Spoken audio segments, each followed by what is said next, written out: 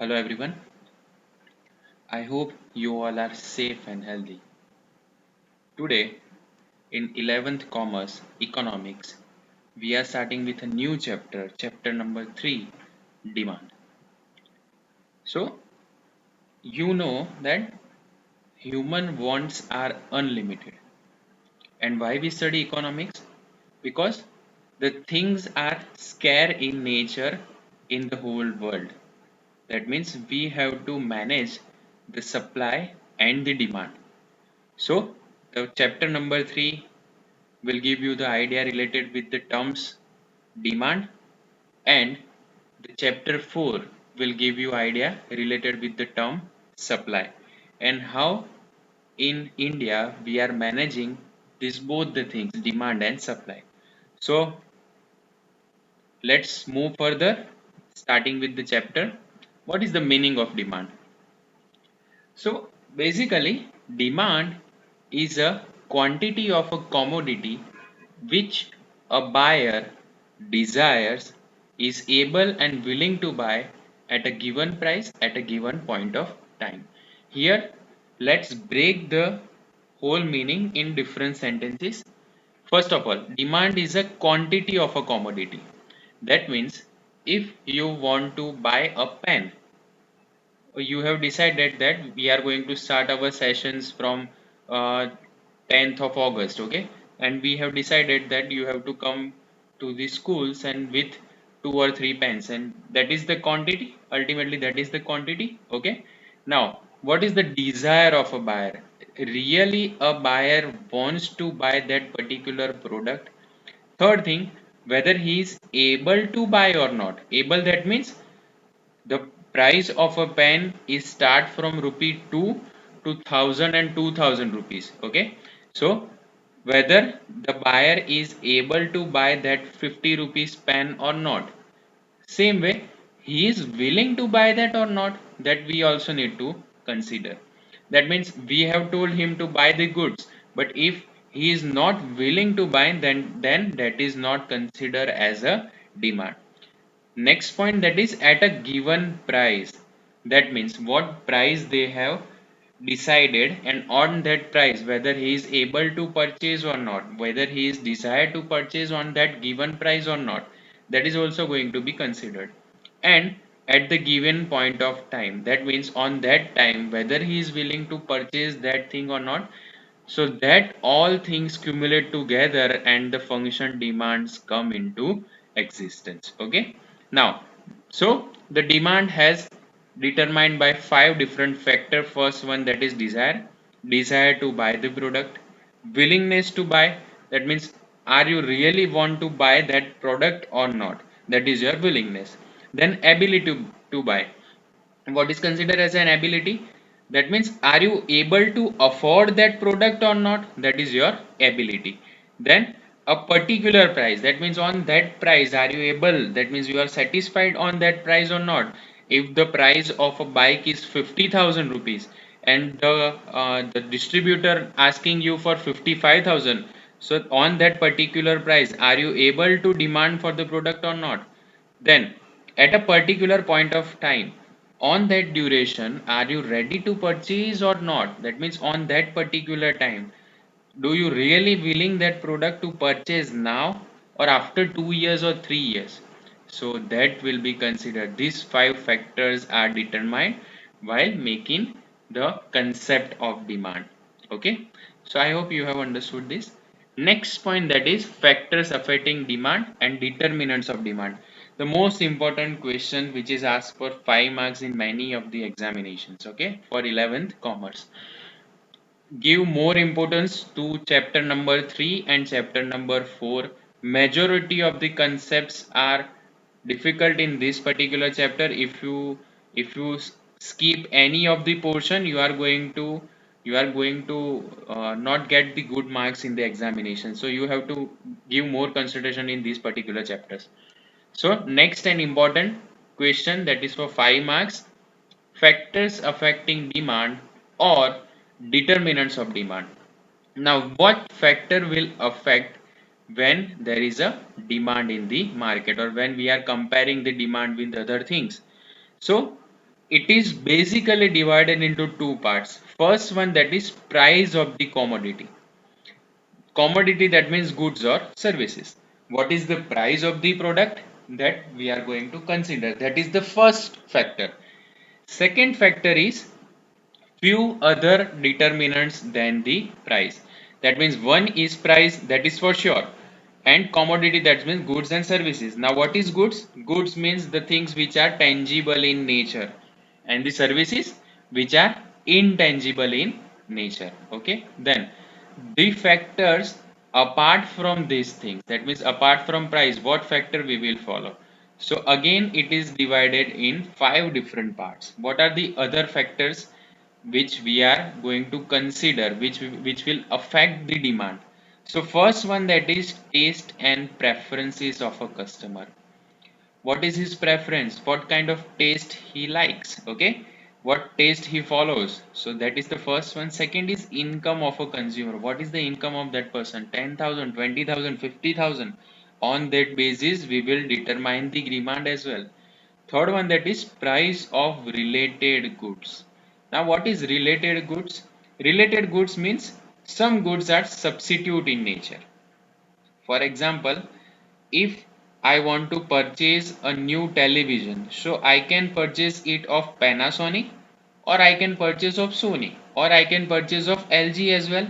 So these are considered as a substitute one. Okay, if the company has higher prices, I will move on to the other company. So they are called as substitutes. And second one, that is complementary goods. Okay, now what is complementary goods?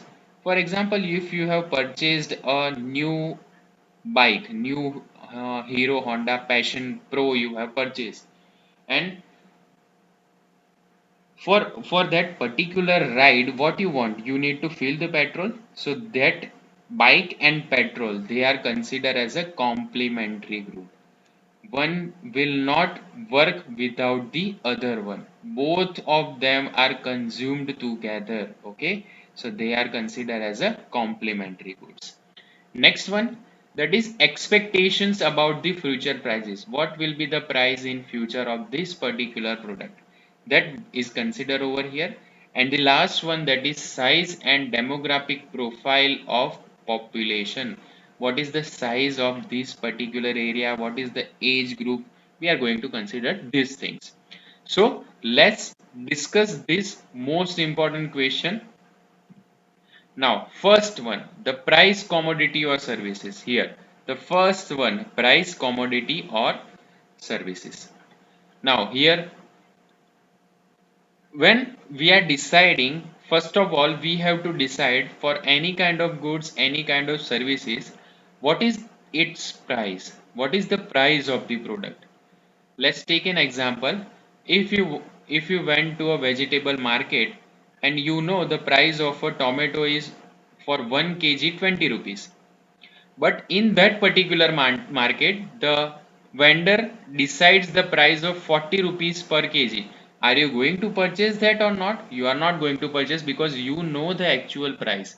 The actual price is only 20 rupees. You are paying more than almost 100% extra value. That means you are giving him more 100% of profit, apart from the profit which he is actually getting in the selling of that particular tomato for 1 kg of tomato for 20 rupees. So you are not going to purchase that product. That means you know that the price will definitely affect any kind of demand in the market. So when you when the price of a goods falls, ultimately if there is a fall in the price, for example, you know the price of the tomato is 20 rupees, but the price falls to 10 rupees, then what will happen? Maximum, that means majority of the consumer will buy maximum product. That means they know in few days the prices will going to be higher. Then what we need to do? Let's make a good stock of tomatoes at home. We do that. Okay, so if the price of that particular product is reduced from 20 to 10, then we are going to consume more products. Okay, we will make a stock of the more products. But the same thing, if there is increase in product, then what will you do? if the price of the goods is 20 and now the vendor says you to pay 40 rupees or 50 rupees, then what will you do? You are not going to consume that particular product. So ultimately the demand will go down. Okay. Now let's see here. When the price falls of a particular product, demand expands. Price has goes down, price went down, then demand for that particular will go upwards. Okay, upwards, that means it will increase in that particular product's demand.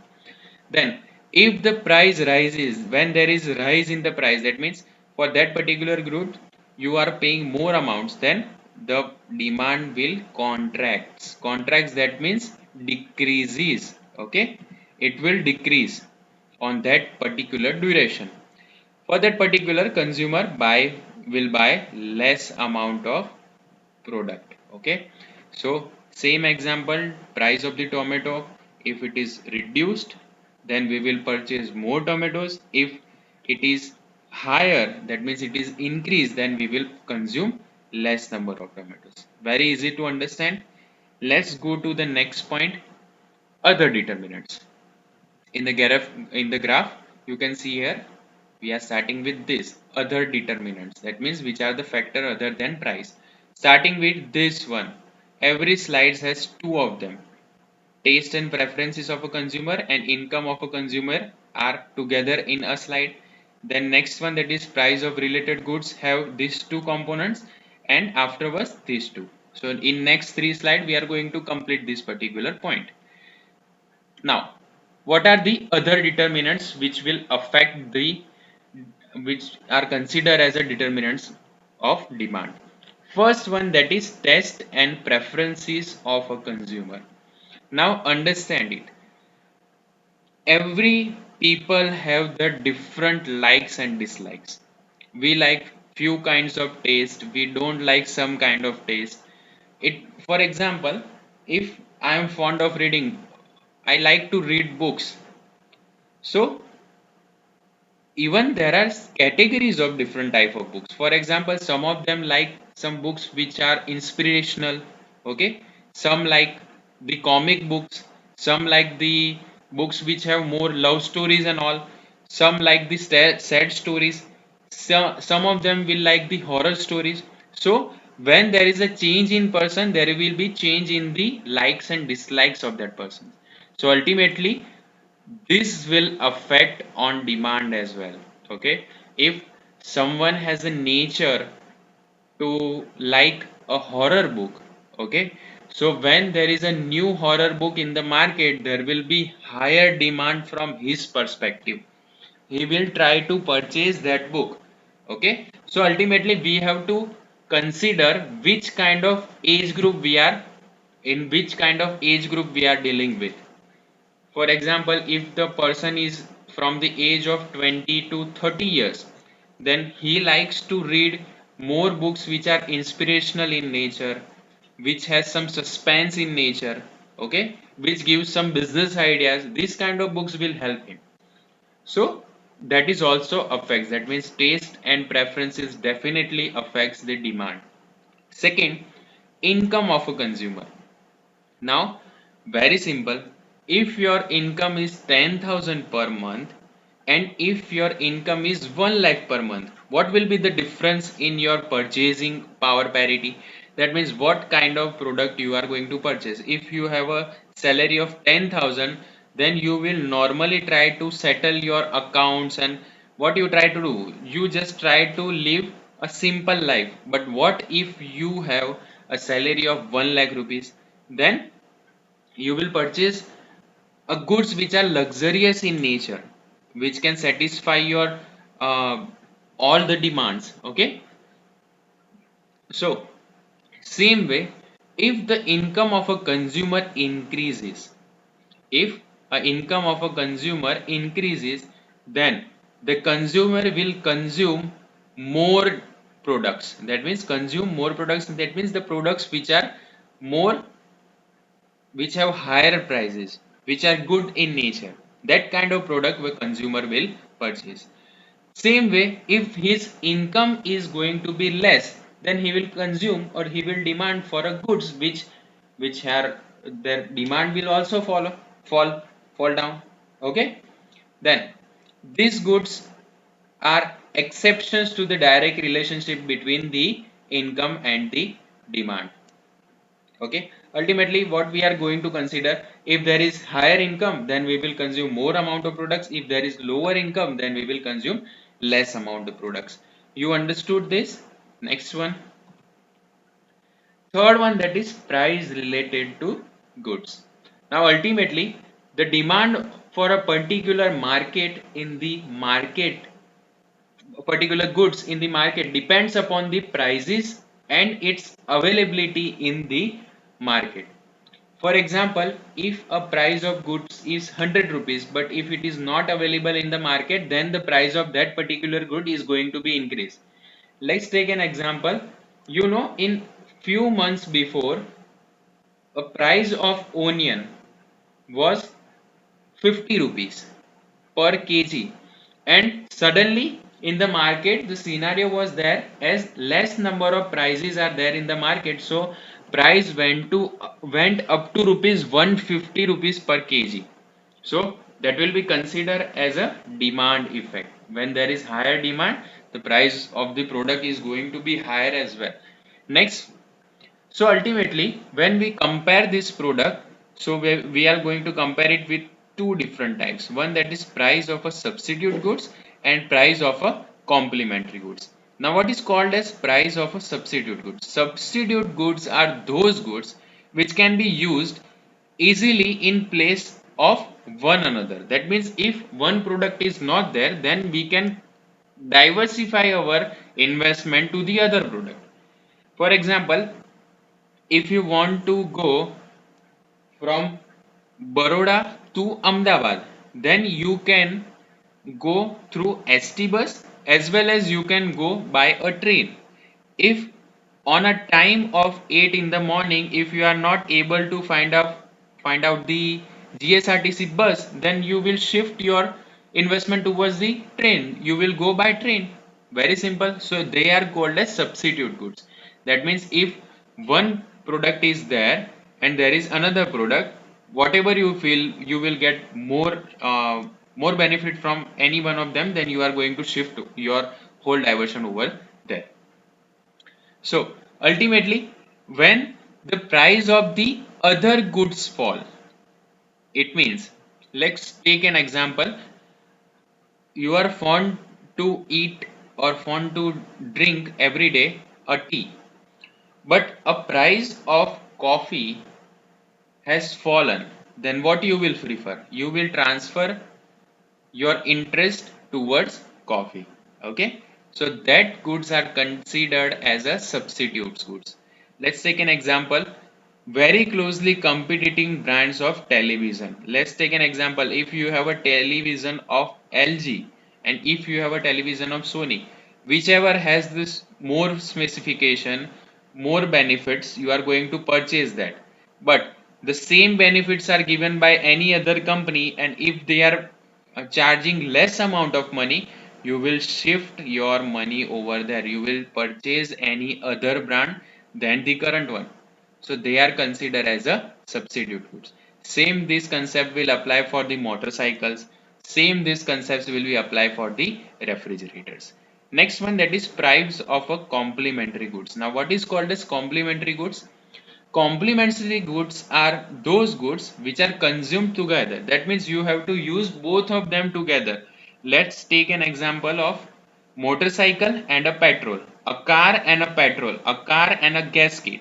So these are the concept of price of complementary goods. That means if one product is not there, you are not able to consume the other one.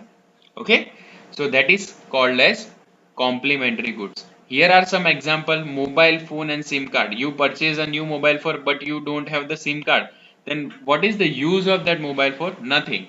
Then air conditioner and electricity. You have a AC at your home but electricity is not there, then what will you do? You are not going to get a good air. Okay, next one, the fourth one, Expectations about future prices. Now, human normally try to predict the future and try to predict what kind of price this particular good have in the future. So, an individual's expectation about the future price of goods affects the current demand for that particular good. For example, here, as you know, there are new vehicles come, like BS6 vehicles comes from this April month. So people expect that BS6 vehicle come into existence. So government is going to stop the BS4 vehicles. So ultimately there will be reduction in the prices. So everyone was waiting that the price of that particular goods is going to be down. So many of them have actually purchased on that duration, but few of them have decided let the showroom owners reduce the price more and more. In sudden time, the lockdown period has started. Even the goods was not sold, as well as the people's demand was not satisfied. So sometime it will affect us as well. So your expectation are not going to be fulfilled in this particular time. Now, if the consumer expects the price of a good will rise in future, then what they will do, they will purchase more and more goods on that particular time. For example, if government says that from next morning we are increasing price of a petrol by 20 rupees, then what you will do, you will take all your vehicles to the petrol pump and going to fill the tank to full. Okay, so this is our expectation about the future prices. So ultimately, when there is higher prices is going to be happen in the future, we will purchase more amount of goods. If there is lesser price is going to be occurred in the future, then we will not purchase goods on this particular time, we will purchase it in a future. So demand will apply on this concept as well. Next one, size and the demographic profile of population. Now, size and demographic profile of the population, what does it mean? You know, the population of India is more than 137 crore at present. Okay, in the year 2021 there will be census counting, then we are going to know how much actual population we have.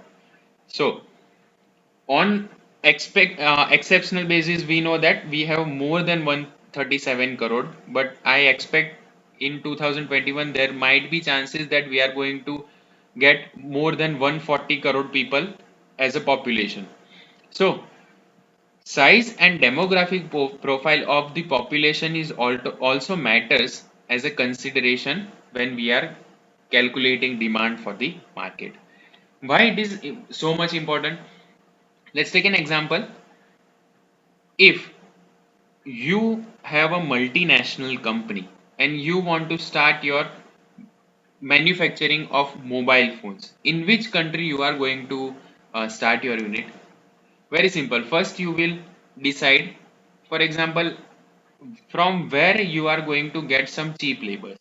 So you have two options, one that is China and second you have India. So second thing you need to consider that what kind of age group persons are staying in these two countries. So you know that India has a average age of 28 years. That means if we count our average age, then the total of that is 28 years. So you are able to know that more younger blood is staying in India. So we are going to consider the age group factor also when we are preparing any kind of demands in the market. If the population is large, then the market demand will be more than that. If the population is down, then the demand for that particular product will also go down. Same way, if the age group is of 28 years, that means the younger blood is there. So the product related with the younger blood, you if you are going to sell that kind of product, then you will be in the circumstances where you are going to make good amount of profit. Okay, So I hope you have understood everything in this particular. Next one, demand function. Now what is called as demand function? So this is the statistical formula which is going to be applied when we are actually calculating the demand in the market.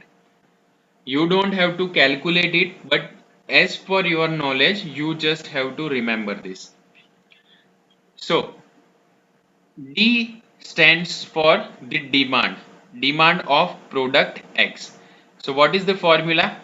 F, okay, P of X into P of Y into P of E into T, Y and U. Now, what does it mean? D of X, that means demand for the commodity X. What is the demand for this commodity? Commodity, that means goods or services. Then F, that means functional notation. Which functional notation we are going to use? This is the mathematical one. Next one, P of X. P of X, that means price of the commodity X. That means price of a good or service X. Price of related commodity Y, that means the product which are related in nature to this particular goods, they are considered as P of Y. Then P of E, that means expectation regarding the future prices, whether the prices of this particular product is going to be rise in the future or not, that is your expectations. Then T, that means taste and preferences of a consumer. Y, that means consumer's income. And U, that means your other factors. If you see that all the points which we have covered over here, that means factor which affect the demand, they all are repeated over here. Okay, so these both are almost same. You don't have to remember anything from this, just you should know that what extension shows what thing. Okay, that is it for today. I hope you have liked, share and subscribe to the channel. Please press the bell icon to get notified for new videos. In next session we are going to discuss law of demand, so I request everyone to continuously watch this particular series. Thank you so much. Jai Hind.